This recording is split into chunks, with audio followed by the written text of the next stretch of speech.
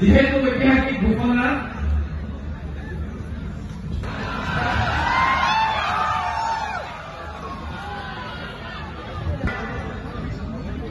সদৌ অসম ছাত্ৰ সন্থাৰ বিগত 4টা ভাৰপ্ৰাপ্ত সাধাৰণ সম্পাদক হিচাপে সৰ্জুন হানছে ডাঙৰীয়াই কাৰ্যনিৰ্বাহ কৰিছে।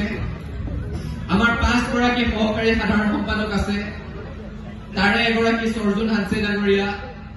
তেখেতে সহকাৰী সাধাৰণ সম্পাদক হিচাপে কাৰ্যনিৰ্বাহ কৰি থাকোঁতে কাৰ্যনিৰ্বাহ কৰাৰ দায়িত্ব তেওঁক অৰ্পণ কৰা গ'ল।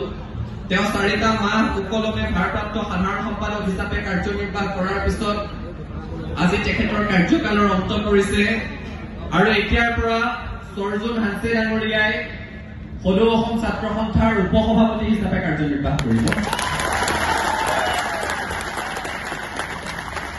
অৰ্থাৎ এতিয়া বাকী থাকিল 4গৰাকী সহকাৰী তাৰ পৰাও এগৰাকী যেতিয়া স্থায়ী সাধাৰণ সম্পাদক হ'ব আৰু এটা সহকাৰী সাধাৰণ সম্পাদকৰ পদ খালী হ'ব। এটা সৰ্জুন হানছে ডাঙৰীয়াৰ পদটো খালী হ'ল আৰু এটা এগৰাকী স্থায়ী সাধাৰণ সম্পাদক হ'বৰ কাৰণে সেই পদটো খালী হ'ল। দুটাকৈ সহকাৰী সাধাৰণ সম্পাদকৰ পদ খালী হৈছে।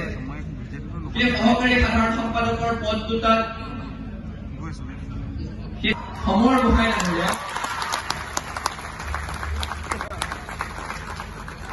আন এটি সহকাৰী সাধাৰণ সম্পাদকৰ পদ আগবঢ়োৱা হৈছে।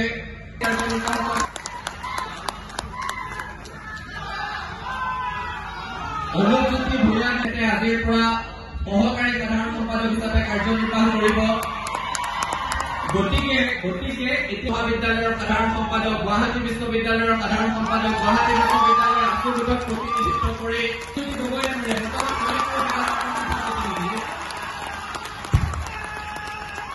আৰু